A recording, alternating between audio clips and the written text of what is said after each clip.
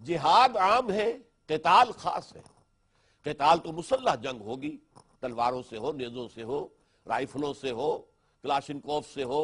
بموں سے ہو، لیکن بہرحال وہ مسلح جنگ جو ہے اسے قتال کہیں گے۔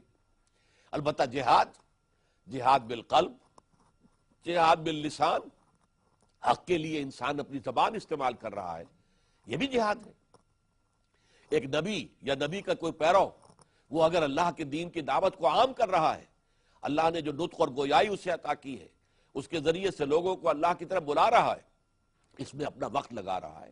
اپنی صلاحیت صرف کر رہا ہے، اللہ نے جو بھی قوت اسے عطا کی ہے اسے صرف کر رہا ہے، تو وہ بھی مجاہد ہے۔ تو جہاد عام ہے، جہاد باللسان بھی ہوگا۔ آج کے دور میں بہت بڑا جہاد بالقلم ہے۔ ایسی کتابیں لکھی جائیں، ایسے اخبارات و رسائل ہوں کہ جن سے لوگ اللہ کی طرف جو ہے راغب ہو جائیں۔ یہ سارا کام جو ہوگا، اور علمی سطح پر جو بھی غلط نظریات ہیں ان کا ابطال کیا جائے، ان کی نفی کے لیے دلائل دیے جائیں، شرک کے لیے یا الحاد کے لیے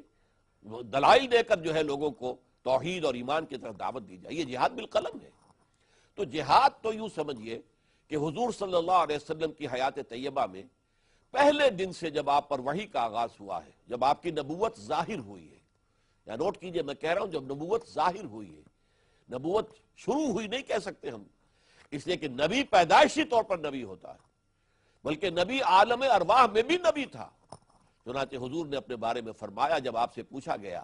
متی وجبت لک النبوۃ یا رسول اللہ، اے اللہ کے رسول صلی اللہ علیہ وسلم آپ کو نبوت کب ملی؟ آپ نے فرمایا والآدم بین الماء والطین، ابھی آدم جو ہے اس کا گارا ہی گھولا جا رہا تھا اس کی تخلیق کے لیے، یعنی جسمانی تخلیق، مادی تخلیق کا آغاز ابھی نہیں ہوا تھا، یا ہوا تھا تو ابھی وہ ایک درمیانی مرحلے میں تھا، لیکن عالم ارواح میں بھی میں اللہ کا نبی تھا۔ تو نبوت کا ظہور کہتے ہیں، جب پہلی وحی آئی تو وہ نبوت کا ظہور ہوا۔ اس اعتبار سے آپ نے اپنے اول یوم ظہور نبوت سے لے کر 15 برس تک جو کام کیا ہے، دعوت، تبلیغ، لوگوں کی اصلاح، لوگوں کی تربیت، لوگوں کو منظم کرنا، ایک طاقت بنانا تاکہ باطل کے ساتھ پنجہ آزمائی کی جا سکے، باطل کو جڑ سے اکھیڑنے کے لیے جہاد اور قتال کا مرحلہ بھی آ سکے، تو یہ ہے جہاد اور قتال میں فرق۔